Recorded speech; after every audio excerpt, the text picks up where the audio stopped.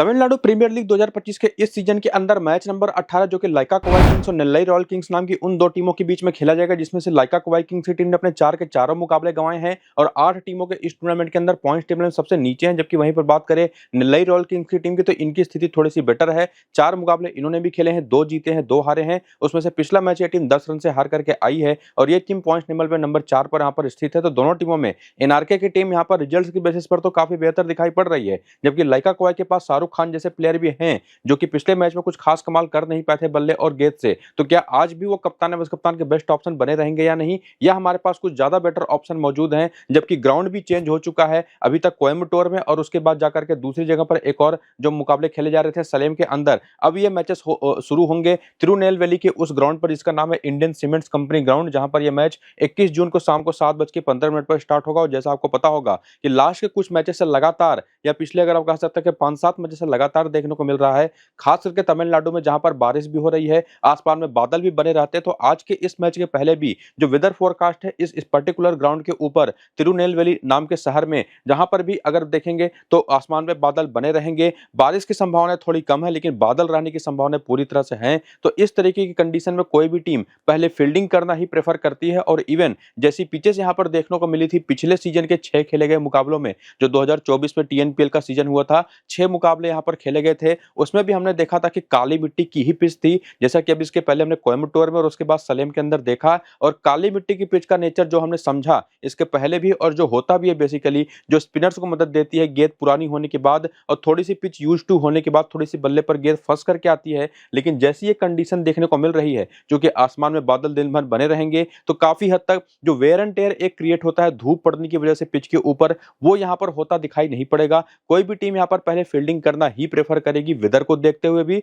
Even weather वैसा ना भी होता तो भी फील्डिंग करना ही प्रेफर करती, क्योंकि सेकंड इनिंग में ना पिच और भी बेहतर बैटिंग करने के लिए होती चली जाती है ऐसी कंडीशंस में। हालांकि पिछले सीजन में हमने देखा था कि यहां पर खेले गए कुल टोटल 6 मुकाबलों में 4 बार पहले बैटिंग करने वाली टीमें जीती थी, और वो चारों मैचेस पहले 4 मुकाबले थे, क्योंकि आखिरी के 2 मैचेस अगर आप देखेंगे ना तो पहले फील्डिंग करने वाली टीमें यहां पर मैचेस जीती थी। और उसमें देखेंगे तो जो पहला मैच पिछले सीजन में 24 जुलाई को खेला गया था, और उसके पहले एक 23 जुलाई को मैच खेला गया था, फिर यहाँ पर 22 जुलाई को, फिर 21 जुलाई को, और यहाँ पर देखेंगे 20 और 21 जुलाई को। तो ये जो कुल मुकाबले टोटल खेले गए थे ना, उसमें स्कोरिंग अगर आप देखेंगे तो 189 के जवाब में 184 रन बने, यानी कि स्कोर डिफेंड हो गया यहाँ पर। फिर 163 के जवाब में 120 बने, 198 के जवाब में 184 बने, यानी कि एक आध मैच को अगर आप छोड़ दें, जैसे अगर आप देखें तो यहाँ पर 141 रन बने 192 के जवाब में, यहाँ पर देखेंगे तो 163 रन बने 120 के जवाब में। तो बाकी सभी मैचेस में अच्छी खासी स्कोरिंग पिछले सीजन में भी हमने देखी थी, जबकि आप देख पा रहे होंगे ना कि आखिरी मैच में भी 189 के जवाब में 184 रन बने थे। तो इससे यह समझ में आता है कि यह पिच बैटिंग के लिए शायद ज्यादा बेटर हो इसके पहले जो कोयम्बटूर और सलेम के अंदर हमने देखा उन पिचेस के मुकाबले में। लेकिन डेफिनेटली हमको पिच के रिपोर्ट के अकॉर्डिंग ही चलना पड़ेगा, जो कि हमको टॉस के बाद पता चलेगा कि एक्चुअली क्या काली मिट्टी की पिच है। जो कि पिछले सीजन में हमने सलेम में देखा था कि लाल मिट्टी की पिचेस यूज हुई थी, और इस सीजन में हमने देखा काली मिट्टी की पिच यूज हुई है। तो पिछले सीजन में स्कोरिंग थी जहां पर आप देखेंगे स्पिन की 31 विकेटें थी, पेस की 50 विकेटें थी 6 मैचेस में, 29 पहली इनिंग में, 21 सेकंड इनिंग में पेस को, और स्पिन को 14 पहली इनिंग में, 17 विकेटें सेकंड इनिंग के अंदर। और रिजल्ट जो निकल करके आए थे वो तो आप देख ही पा रहे होंगे। और पावर प्ले के दौरान अगर आप देखेंगे तो जैसे जैसे टूर्नामेंट आगे बढ़ा पावर प्ले के स्कोर बैटिंग फ्रेंडली होते चले गए। लेकिन शुरुआत में देखेंगे ना तो निश्चित तौर पर यहाँ पर पावर प्ले के दौरान थोड़ी बहुत मदद मिलती थी, लेकिन निश्चित तौर पर ये तो पिछले मैचेस के बेसिस पर हमने चीजों को समझा। लेकिन जो सबसे मेन चीज होगी वो देखना कि इस मैच के पहले जो पिच जिस पर ये मैच खेला जाने वाला है वो एक्चुअली देखने में है कैसी, काली मिट्टी की, लाल मिट्टी की, कितनी घास उस पर है, उसका अपडेट आपको मैं टेलीग्राम और व्हाट्सएप चैनल पर दूंगा। और उसकी बेसिस पर जो फाइनल स्मॉल लीग की टीम बनेगी वो भी टेलीग्राम और व्हाट्सएप पर दूंगा। तो दोनों को जाकर के ज्वाइन करिए। लिंक इनका इसी वीडियो के डिस्क्रिप्शन में और कमेंट बॉक्स में जो पिन किया हुआ कमेंट है ना नीचे, वहां पर दोनों में से किसी भी जगह पर जाइए, या तो डिस्क्रिप्शन में चले जाइए तो कमेंट बॉक्स में जाइए, वहां पर पिन किया हुआ कमेंट है सबसे टॉप पर, वहां पर जो लिंक दे रखा है टेलीग्राम और व्हाट्सएप का, उसको क्लिक करके आप दोनों को ज्वाइन करके रखिए, जहां पर आपको फाइनल टीम और पिच रिपोर्ट मिलेगी। और फिलहाल आप आइए देखते हैं जो यहाँ पर लाइका कोवाई किंग्स की टीम है जिसने अपने 4 के चारों मुकाबले गंवाए हैं, उनका प्लेइंग 11 और बैटिंग ऑर्डर जो पॉसिबली हो सकता है, जिसमें बैटिंग ऑर्डर में लोकेश्वर जितेंद्र कुमार आपको ओपन करते दिखाई पड़ते हैं, बालचंद्र सचिन नंबर 3 पर लेफ्ट हैंडेड बैटर के तौर पर, उसके बाद शाहरुख खान है, आंद्रे सिद्धार्थ है, गुरु राघवेंद्र हैं, माधव प्रसाद और उसके बाद इनकी बॉलिंग शुरू होती है। मणिमारन सिद्धार्थ, रामलिंगम, रोहित, पी भुवनेश्वरन, जठावे सुब्रमण्यम जो कि इनके लेग स्पिन बॉलर हैं। बाकी एन कबिलान जो कि इनके इम्पैक्ट सब्स्टिट्यूट के तौर पर खेलने वाले प्लेयर हैं जो बाद में आते हैं, जैसा कि आईपीएल में रूल भी है। और उसके अलावा इनका जो बेंच है ना, उस पर पी विद्युत जैसे बॉलर हैं, के विशाल वैद्य जैसे बैटर हैं। तो चेंजेस होकर के ये प्लेइंग इलेवन में आ भी सकते हैं। और जो बैटिंग ऑर्डर आपने देखा ना, इसके अलावा जो बॉलर्स हैं वो कहां पर और कितने ओवर की बॉलिंग करते दिखाई पड़े पिछले 2 मैच में स्पेसिफिकली, उसका भी डेटा आप देख सकते हैं कि एम सिद्धार्थ जो लगातार 4-4 ओवर हर मैच में कर रहे हैं। रामलिंगम रोहित ने इसके पहले वाले मैच में 3 ओवर किए थे, उसके पहले वाले मैच में 2 ओवर किए थे। कबिलन ने पिछले मैच में 3 ओवर किया था, उसके पहले वाले मैच में खेले नहीं थे। और क्योंकि ये पी विद्युत की ही जगह पर पिछले वाले मैच में खेले थे, पी विद्युत जब खेले थे तो उन्होंने केवल 2 ओवर किए थे। बाकी शाहरुख खान लगातार आपको 3 से 4 ओवर करते दिखाई पड़ेंगे। जे सुब्रमण्यन इनके जो लेग स्पिन बॉलर है, ये भी आपको पूरे 4 ओवर की बॉलिंग करते दिखाई पड़ेंगे। तो कहने का मतलब है कि यहाँ पर शाहरुख खान, सुब्रमण्यम जिनके लेग स्पिन बॉलर है, शाहरुख खान जो ऑफ स्पिन बॉलर हैं, मणिमारन सिद्धार्थ जो लेफ्ट आर्म ऑर्थोडॉक्स बॉलर हैं, ये देखने को मिला है अभी तक के खेले गए मैचेस में कि इस टीम के पास स्पिन अटैक ज्यादा बेहतर है, लेकिन उसी को उन्होंने ज्यादा यूज किया तो उसका फायदा इसी वजह से इनको मिला नहीं। क्योंकि अभी तक की जो पिचेस थी ना, वो पेसर्स के लिए, खास करके जो स्लोअर वंस कर रहे थे उनके लिए ज्यादा बेटर साबित हो रही थी। और उसी वजह से आप देखेंगे ना कि जो एम सिद्धार्थ हैं पिछले दोनों मैच में विकेटलेस गए हैं, इवन इस सीजन के चारों मैच में विकेटलेस गए हैं। तो ज्यादा हेल्प अभी तक स्पिनर्स के लिए रही है नहीं इस सीजन के खेले गए सारे के सारे मुकाबलों में। लेकिन देखना पड़ेगा इस पिच पर कैसी कंडीशन होगी। बाकी टीएनपीएल का करियर आप देख सकते हैं हर एक प्लेयर का, जो कि इस सीजन के स्टार्ट होने के पहले से है। इस सीजन के जो आंकड़े हैं वो आगे हम दिखाएंगे, स्टेप बाय स्टेप चीजें चलेंगी। तो यहाँ पर आप चाहें तो हर एक प्लेयर का, जैसे आप देख पा रहे लोकेश्वर को, जितेंद्र कुमार सीएच को ज्यादातर लोग इग्नोर करेंगे टोटली, लेकिन उसमें से लोकेश्वर की बात कर लें तो 26 मैच में 652 रन बना चुके थे 28 के एवरेज से इस सीजन के शुरू होने के पहले। मतलब बैटर तो अच्छे हैं, चले नहीं है इस सीजन में। उसी तरह से आंद्रे सिद्धार्थ, इन्होंने 7 में केवल इसके पहले 62 रन बनाए थे, लेकिन इस सीजन में इन्होंने कुछ अलग ही किया। तो यहां से आपको कुछ एक जो फैक्ट एंड फिगर्स है वो तो देखने को मिलेंगे, लेकिन कुछ अलग तस्वीर भी देखने को मिलेगी। जैसे आंद्रे सिद्धार्थ जो देखने से नंबर लग रहा है कि आप इनको ड्रॉप कर दीजिए, लोकेश्वर के आंकड़े जैसे इस सीजन की परफॉर्मेंस उसके बेसिस पर आप ड्रॉप करेंगे, लेकिन करियर के आंकड़े देखकर के आप समझेंगे कि निश्चित रूप से इनके पास क्षमता तो है रन बनाने की। और ठीक उसी तरह से बाकी प्लेयर्स के भी डेटा को देख करके आइए देखते हैं सीजन में क्या परफॉर्मेंस रही है खेले गए 4 मैचेस में, या उसके पहले भी कैसा फॉर्म कंटिन्यू करके प्लेयर्स आए थे। तो देखेंगे लोकेश्वर इस सीजन के चारों मैचेस में स्टार्ट तो अच्छा कर रहे हैं, लेकिन बड़ी पारी में कन्वर्ट नहीं कर पा रहे। हालांकि उसके पहले अगर आप देखेंगे ना तो बहुत अच्छे फॉर्म में थे, रन्स बना करके यहाँ पर ये आए थे। तो उम्मीद तो इनसे की जा सकती है, एक डिफरेंशियल प्लेयर के तौर पर आप इनको ट्राई तो कर सकते हैं। जितेंद्र कुमार जी जिनका आपने करियर भी देखा बहुत ही ज्यादा बेहतर दिखाई नहीं पड़ा था, लेकिन इस सीजन के अंदर इन्होंने कम से कम 3 बार अच्छा स्टार्ट किया है, केवल एक बार एक्चुअल तौर पर ये फेल हुए हैं। हालांकि रन्स ज्यादा नहीं बने हैं, केवल एक अच्छी 42 रन की पारी है, लेकिन ओवरऑल काफी ठीक ठाक दिखाई पड़े हैं। तो ये दूसरे डिफरेंशियल बैटिंग ऑप्शन बनेंगे, इनके ऊपर ज्यादातर लोग भरोसा करने वाले हैं नहीं। लेकिन अगर आपने इसमें से किसी एक को भी ट्राई किया रिस्क लेकर के, तो काफी अच्छा रिजल्ट आ सकता है। बाकी बालचंद्र सचिन ये तो काफी कमाल के बैटर हैं भी इस टीम के, इनको लेकर के कोई डाउट आपको रखना है नहीं। बाकी शाहरुख खान को लेकर के भी कोई डाउट रखना है नहीं। पिछला 2 मैच अच्छा गया नहीं है, पहले 2 मैचेस काफी अच्छे गए थे। वैसे भी नंबर 4-5 पर कहीं पर भी बैटिंग करे, उसके साथ साथ 4 ओवर की बॉलिंग भी करके देते हैं। तो इस वजह से कप्तान के रूप में सबसे सेफेस्ट ऑप्शन है। आंद्रे सिद्धार्थ ने भी दिखाया है कि रन से बना सकते हैं। हालांकि इनका स्ट्राइक रेट बड़ा कम रहा है, काफी आराम से रन बनाते दिखाई पड़े हैं। टीम को छोड़ करके अपने रन इन्होंने बना रखे हैं, और उस बेसिस पर देखें तो हमारे लिए स्मॉल लीग में काफी अच्छे ऑप्शन बन सकते हैं, जो कि पॉइंट्स तो आपको मिल जाएंगे। बाकी गुरु राघवेंद्र और माधव प्रसाद का जो बैटिंग ऑर्डर है, रन इन्होंने चाहे जितने बना रखे हों, लेकिन वो स्मॉल लीग के पर्सपेक्टिव में हमारी टीम में आते दिखाई पड़ते नहीं। बाकी मणिमारन सिद्धार्थ जो चारों मैचेस में फ्लॉप साबित हुए, क्या एक अच्छे डिफरेंशियल बॉलिंग ऑप्शन आज के इस मैच में बन सकते हैं या नहीं, उसको भी समझेंगे आगे चल करके। क्योंकि अभी तक एक भी विकेट नहीं, तो ज्यादातर लोग इनको टीम में पिक नहीं करेंगे। रामलिंगम रोहित के भी अगर देखें तो 4 मैचेस में केवल 2 विकेट है, तो उसकी बेसिस पर क्या ये हमारी टीम में आ पाएंगे या नहीं। और ओवर्स भी पूरे नहीं करते, 2 से 3 ओवर ही करते हैं। लेकिन पी भुवनेश्वरन जो लगातार अभी तक के पिछले 3 मैचेस में 2 विकेट ले चुके हैं, ये आपको चूंकि 4 ओवर की पूरी बॉलिंग करके देंगे। और इवन इनको भी लोग एज ए डिफरेंशियल ही आपको पिक करना पड़ेगा, कि ज्यादातर लोग की टीमों में आपको दिखाई नहीं पड़ेंगे। लेकिन जे सुब्रमण्यम जो इनके लेग स्पिन बॉलर है, जो कि इन्होंने अभी तक खेले गए 4 मैचेस में 3 विकेट लिए, खास करके पिछले 2 मैच में 3 विकेटें हैं, तो लोग इनके साथ जाना पसंद करेंगे और जाएंगे भी। और इवन काफी हद तक एन कबिलान भी एक डिफरेंशियल बॉलिंग ऑप्शन बन सकते हैं। 2 मौके इस सीजन में मिले हैं, 2 विकेट इन्होंने निकाली हैं, और बाकी प्लेयर्स के नंबर्स भी जो बेंच पर आप देख सकते हैं। तो ओवरऑल 3 से लेकर के 4 प्लेयर हैं इस टीम के अंदर हैं। एक्चुअली 4 प्लेयर ऐसे हैं जिनको लेकर के कोई डाउट है नहीं, उनको सीधे टीम में रखिए, लेकिन बाकी 3 से 4 प्लेयर डिफरेंशियल भी हैं, जिनको आप अलग-अलग तरीके से रोटेट कर सकते हैं, अपनी टीम में लेकर के आ सकते हैं। तो उसमें से कौन-सा ऐसा प्लेयर है जिसके हेड टू हेड के आंकड़े इतने बेहतर हैं कि उसके दम पर आप उसको अपनी टीम में लेकर के आएँ, और उसके लिए अगर आप आएँ हेड टू हेड के आंकड़े देखें और यहाँ पर देखेंगे कि एस लोकेश्वर ने सामने वाली टीम जो नेल्लई रॉयल किंग्स की टीम है उसके खिलाफ एक मैच खेल रखा है, 40 रन बना रखे हैं। हालांकि जितेश कुमार खेले नहीं है। बी सचिन 3 मैच में 88 रन, 76 नॉट आउट का हाईएस्ट स्कोर है। शाहरुख खान के आंकड़े तो चाहे जैसे हो इनको टीम में हम लेकर के जाएंगे ही, इवन कप्तान भी बनाएंगे और नंबर्स भी काफी जबरदस्त हैं। बाकी आंध्र सिद्धार्थ के एक मैच में केवल 17 रन है। वहीं पर मणिमारन सिद्धार्थ के 6 मैच में 6 विकेट है, जिसमें से पहली इनिंग की परफॉर्मेंस थोड़ी सी बेटर है। रामलिंगम रोहित के भी 2 मैच में 3 विकेट हैं, नंबर्स इनके भी बेहतर हैं। बाकी भुवनेश्वरन के 2 मैच में 6 विकेट हैं। इसके साथ साथ जय सुब्रमण्यम के 3 मैच में 6 विकेट हैं। तो जो एक डाउट था बॉलिंग ऑप्शंस में कि मणिमारन सिद्धार्थ को लोग पिक नहीं करेंगे, रामलिंगम रोहित की वो यूटिलिटी नहीं है क्योंकि बॉलिंग पूरी नहीं करते, और इसके साथ साथ जय सुब्रमण्यम को तो सभी लोग लेकर के जाएंगे। तो यहाँ पर बाकी जो ऑप्शंस है ना उसमें से मणिमारन सिद्धार्थ भी बेहतर दिखाई पड़ रहे हैं ऑप्शन अपने नंबर के बेसिस पर, और पी भुवनेश्वरन भी ज्यादा बेहतर दिखाई पड़ रहे हैं अपने नंबर के बेसिस पर, जो कि बहुत ही शानदार आंकड़े हैं। और उसमें देखें तो ये 3 बॉलर तो काफी हद तक अच्छे ऑप्शन के तौर पर हमारी टीम में आ जाते हैं, जिसमें शाहरुख खान और एस लोकेश्वर भी एक अच्छे ऑप्शन दिखाई पड़ते हैं, और आंध्र सिद्धार्थ इनको आप पिक कर सकते हैं अगर आप इस टीम को फेवर कर रहे हैं बेसिकली क्या, और उम्मीद कर रहे हैं कि ये टीम आज के इस मैच को जीते। तो मणिमारन सिद्धार्थ या एस लोकेश्वर में से मणिमारन सिद्धार्थ या आंध्र सिद्धार्थ और साथ ही साथ लोकेश्वर, इन तीनों में से कोई 2 प्लेयर आप लेकर के जा सकते हैं अगर आप इस टीम को फेवर कर रहे हैं, वरना एक प्लेयर काफी है जो कि आंध्र सिद्धार्थ ही आपके लिए होंगे, और एस लोकेश्वर और साथ ही साथ मणिमारन सिद्धार्थ को आप सीधे ड्रॉप कर सकते हैं। लेकिन उसके आगे आकर के वेन्यू का भी डेटा देखें कि इस पर्टिकुलर मैदान पर कैसी परफॉर्मेंसेज रही इन प्लेयर्स की, तो यहाँ पर भी एस लोकेश्वर ने 7 मैच 185 रन बना रखे हैं 31 के एवरेज से, तो ये भी बेहतर ऑप्शन दिखाई पड़ते हैं। स्पेसिफिकली सेकंड इनिंग की बैटिंग में बेहतर किया है, लेकिन जितेंद्र कुमार सीएच यहाँ पर चले नहीं। बालचंद्र सचिन को लेकर के कोई डाउट है नहीं, नंबर्स भी अच्छे हैं। सेम चीज यहाँ पर शाहरुख खान को लेकर के भी कहूंगा। आंध्र सिद्धार्थ इस मैदान पर खेले नहीं है, बाकी दोनों प्लेयर भी नहीं खेले, लेकिन मणिमारन सिद्धार्थ के यहाँ पर भी 11 मैच में 13 विकेट हैं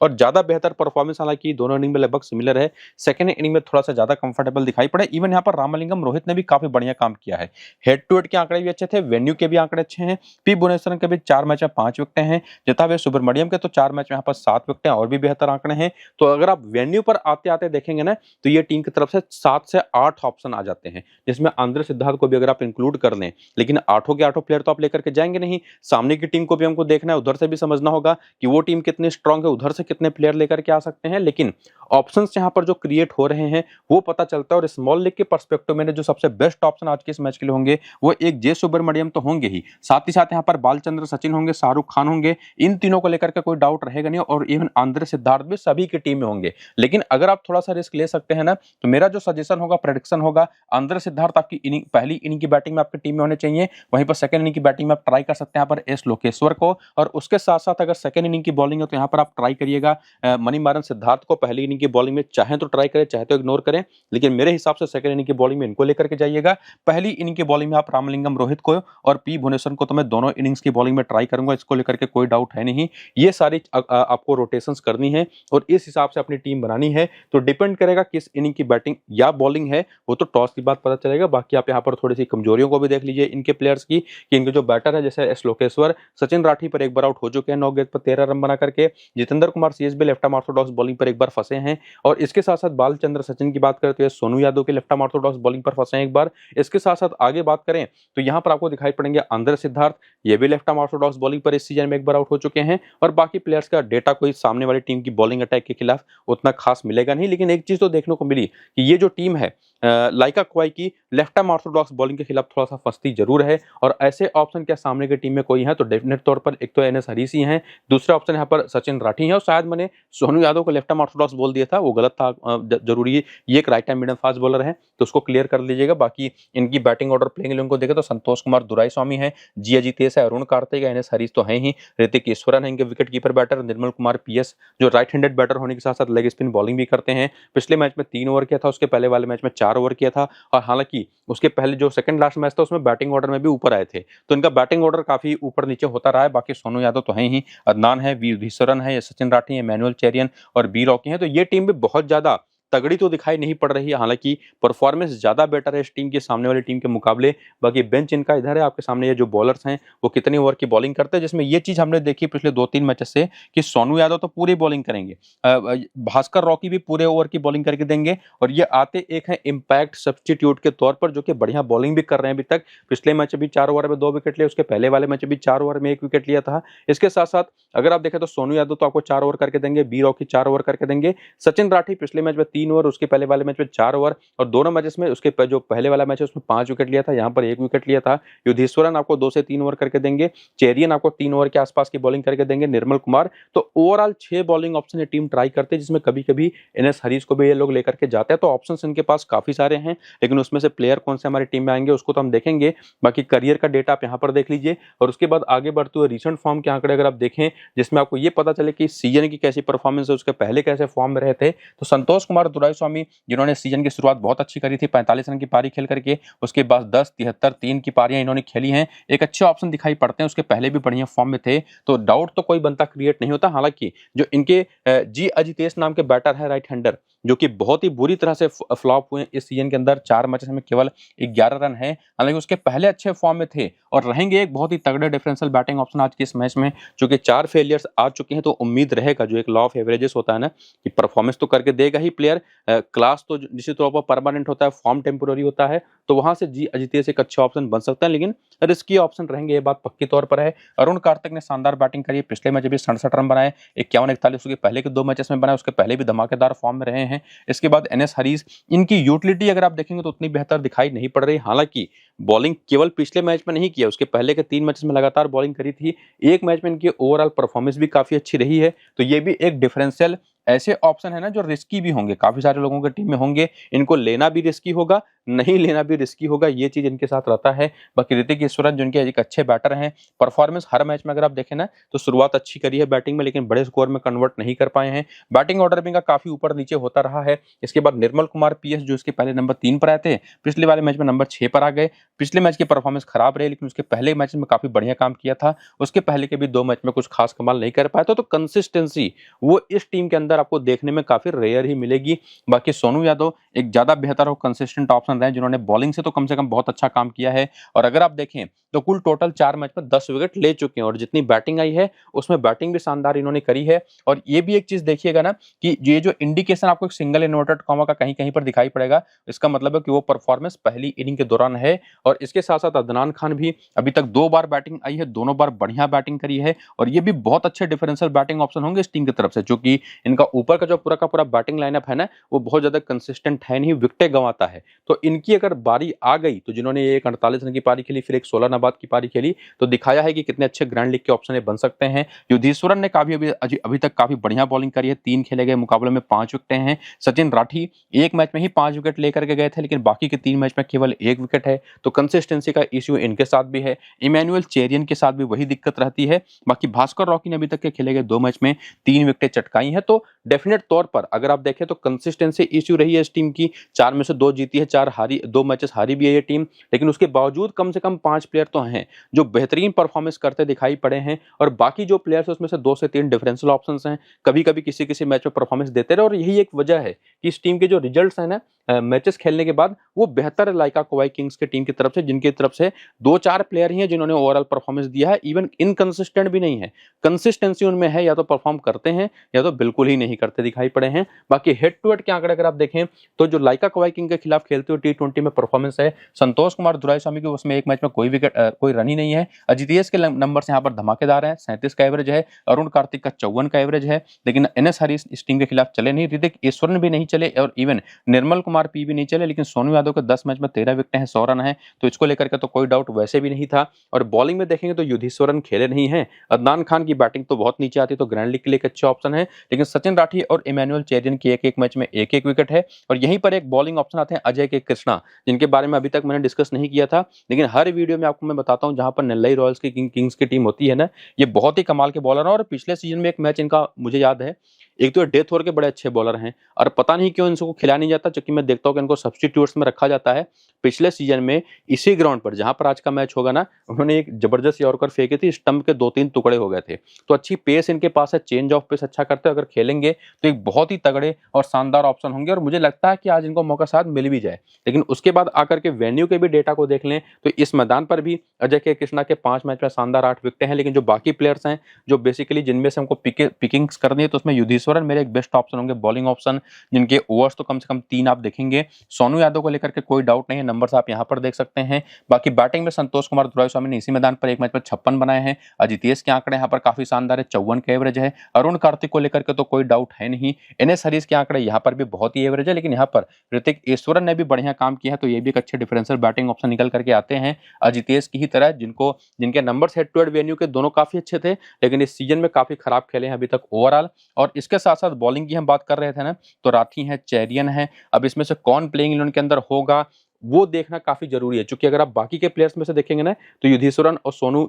यादव के मिलाकर के आपको कुल टोटल 7 से 8 ओवर मिल जाएंगे और बाकी कोई बॉलर ऐसा है नहीं जो कि परफॉर्मेंस करता रहा है। लेकिन जो बाकी ऑप्शंस हैं उसमें से देखना पड़ेगा कि कौन कौन खेलेगा, उसकी बेसिस पर भी अपनी जो एक डिसीजन है उसको ले पाएंगे मैच के दौरान। जैसे भास्कर रॉकी को देखेंगे तो इस मैदान पर एक मैच में कोई विकेट नहीं है, लेकिन इस सीजन की परफॉर्मेंस काफी अच्छी है। पीछे आपने हेड टू हेड के आंकड़े देखे, काफी बेहतर है। तो फिलहाल ये 6 प्लेयर तो बेस्ट दिखाई पड़ रहे हैं, लेकिन बाकी देखना पड़ेगा कि अजय कृष्णा खेलते हैं या नहीं, या जो भी खेलेगा और किस इनिंग की बैटिंग बॉलिंग होगी वो भी देखना पड़ेगा। उसके बेसिस पर चीजें हम डिसाइड करेंगे, लेकिन ओवरऑल एनआरके की ही टीम ज्यादा बेहतर दिखाई पड़ रही है। बाकी इनके बैटर्स की वीकनेस देखने तो गुरुस्वामी जितेश जो कि एम सिद्धार्थ पर एक बार आउट हो चुके हैं, शाहरुख खान पर एक बार आउट हो चुके हैं, संतोष कुमार दुराईस्वामी ऑफ स्पिन पर थोड़ा फंसते हैं। एनएस हरीश की बात करें तो ये भी लेग स्पिन पर फंसते हैं, और बाकी इंडिविजुअल बॉलर्स के खिलाफ भी इनके आंकड़े आप देख सकते हैं। और अरुण कार्तिक के नंबर तो आपके सामने हैं ही, जो कि शाहरुख खान को छोड़ करके बाकी काफी अच्छे हैं। और उसके बाद यहाँ पर ऋतिक ईश्वरन है, सोनू यादव है, अदनान खान और निर्मल कुमार पी, इनके भी नंबर्स आप देख करके रखिए,